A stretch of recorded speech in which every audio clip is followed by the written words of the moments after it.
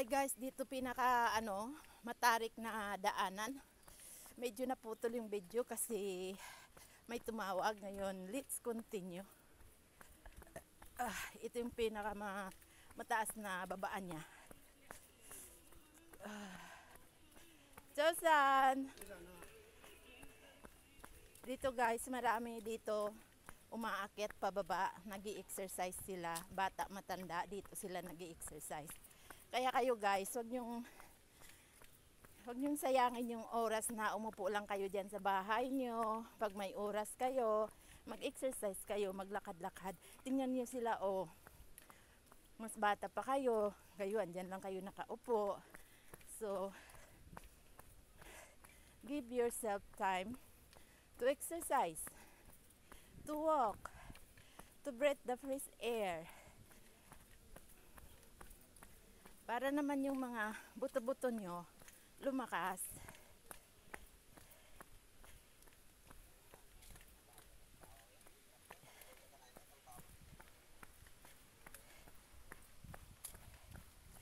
Yan, titingnan ko kung gaano ako katagal lumakad kasi hindi naman ako mabilis guys tumakbo kasi mahirap din mabilis tumakbo kasi pababa ito baka masayud-sud pa ako eh. Kaya let's just enjoy this slow running. Yan. Yan, magaganda yung mga tanawin dito yung mga bundok. Sa kasi ito sa mountain hillside. Yung baga sa gilid ng bundok yung kalsada niya. Sa gitna. Hindi mo rin naman makikita yung bus stop dito. Sa gitna lang ng kabundukan.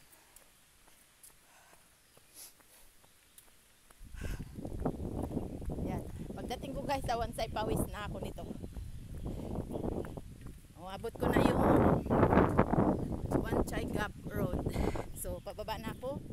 Lapit na ako ng Wansay Gap Road.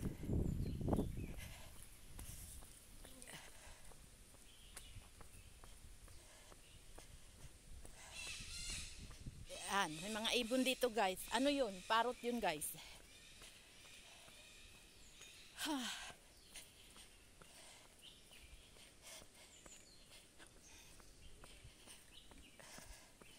Gawin nyo guys mag-exercise araw-araw para yung buto nyo hindi malampa. Para yung buto nyo may lakas. Kahit matanda na tayo, yung buto natin malakas pa rin. Kasi nai-exercise natin lagi. Kung hindi tayo gumalaw, po lang tayo dyan. Nako, kahit gaano pa tayo kabata, wala rin. Yan guys, dito na ako sa baba niya. Malapit na ako sa may kalsada. Magkano? Wala pang guys, 10 minutes. Andito na ako sa baba. Yan, marami nang mga naglalakad dito. Ganito guys, pag naiiwan ng bus, pipiliin ng maglakad kasi sa 20 minutes pag hintay mo ng bus, pag nilakad mo, pababa, mula bahay to Wansay, hindi ka makabot ng 20 minutes. So, ang 20 minutes na yun sinasabi ko, mula bahay to Central na yun kung mag-aano ka ng bus. Kung magtitake ka ng bus. O minsan, hindi pa makaabot. O minsan makalampas kasi minsan may mga traffic sa kalsada. So, this is the best walking trail I have walked here. How many times na rin ako na dumaan dito.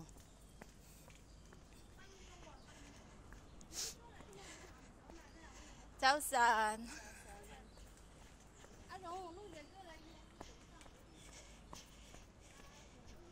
Dito guys, maganda yung na makakasalubong mo yung mga ibang tao, ibang lahi, tapos mag-greet ka ng good morning, tapos mag-greet sila sa'yo ng good morning. Ang sarap ng pakiramdam. Ciao San. Ang sarap ng pakiramdam na may mag-good morning sa'yo.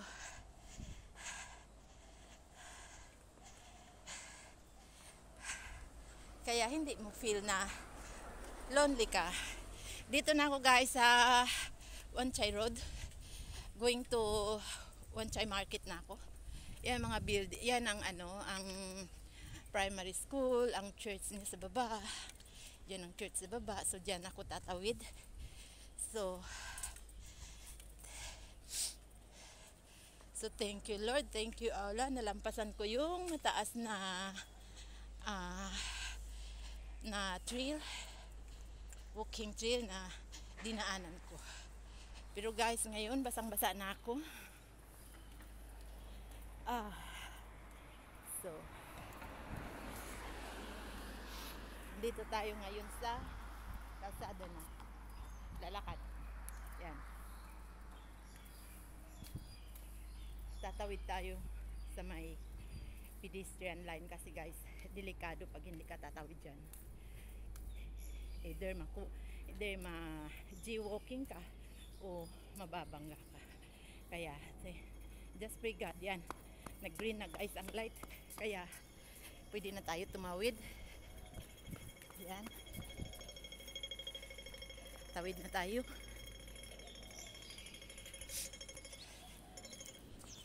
Then, dito tayo bababa.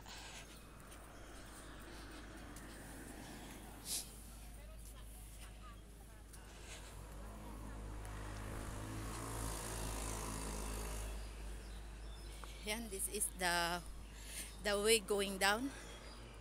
Yan, dito tayo dadaan sa may maliit na park. Punta ng Wan Chai Market, then to MTR station.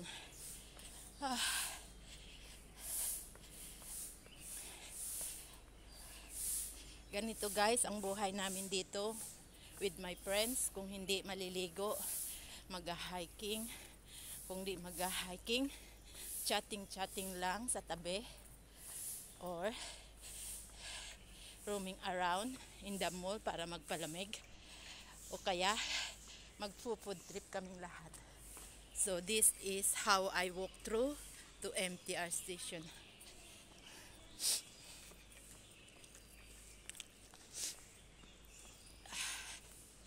Yan guys. Malapit na ako sa main road ng Wan Chai.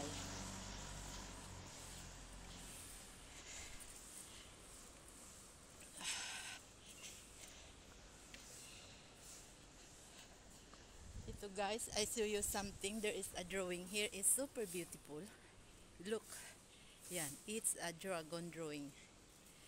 Yan. So, let's continue guys. Yung kasama ko, doon na sa yata, sa MTR. Naghintay. Kahit walang pera guys, basta hindi mo kailangan lumabas ng bahay para may pera. Lumabas ka lang na mag-exercise, pwede na.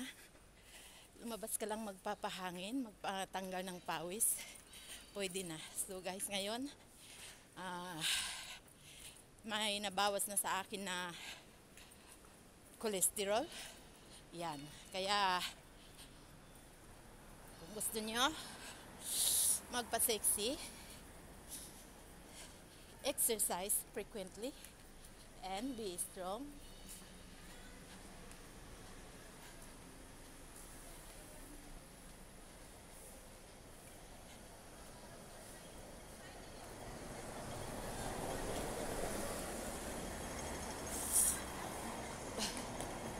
Dadaan tayo dito kasi short road dito, shortcut.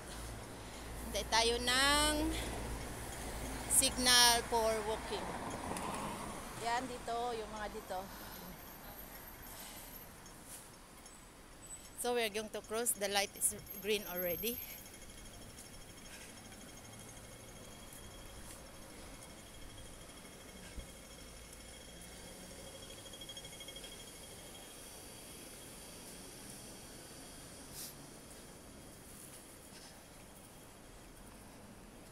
So malapit na guys.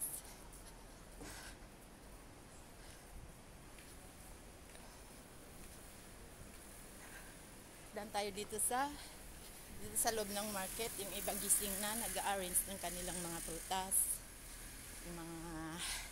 Yung iba sarado pa. Dito guys, malamig na. market. May aircon siya. Yun guys, yung mga isda, nakahilera na press. Kung gusto nyo bumili kayo dito. Mura lang, press pa. Bagong labas. Yun guys, yung mga gulay, press na press. Yan. Busy sila sa kanilang paninda. Guys, yan ang aming kinakain na araw-araw. Yun guys, ang mumurahin ng mga isda nila. May mga bumibili na guys. Ako bukas magmamarket. So ngayon, malapit na tayo lumabas ng wheat market. This is the wheat market.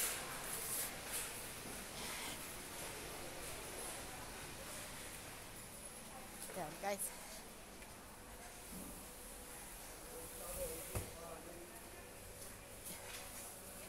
So guys, dami niyang mga gulay press. Napalabas na po tayo ng wheat market, yung aircon. Dito na tayo sa market, Bonchay market.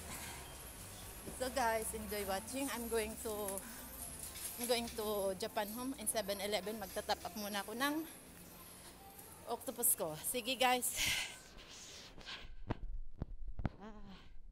Maya i-off ko na guys kasi magtatap up ako ng aking octopus sa 7-Eleven. Walk muna tayo ng konti. Yan, sarado pa yung mga ibang tindahan. Sarado pa yung mga iba. Ano pa kasi guys? Oh, that's the top of the house. Very beautiful. Yan. Mga orchids.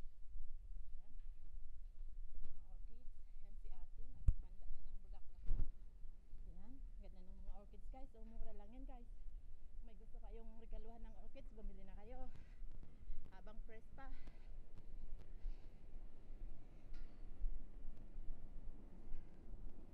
So, dito ako nagmamarket guys. O minsan magbibili ako dito ng meat, ng prutas. Ayan. Ito ang Kaibo store. So, I'm close to 7-Eleven. Ayan. Guys, sarado pa ang Japan Home. Kaya, wala akong mabili dyan. Dadaan tayo dito. Ayan.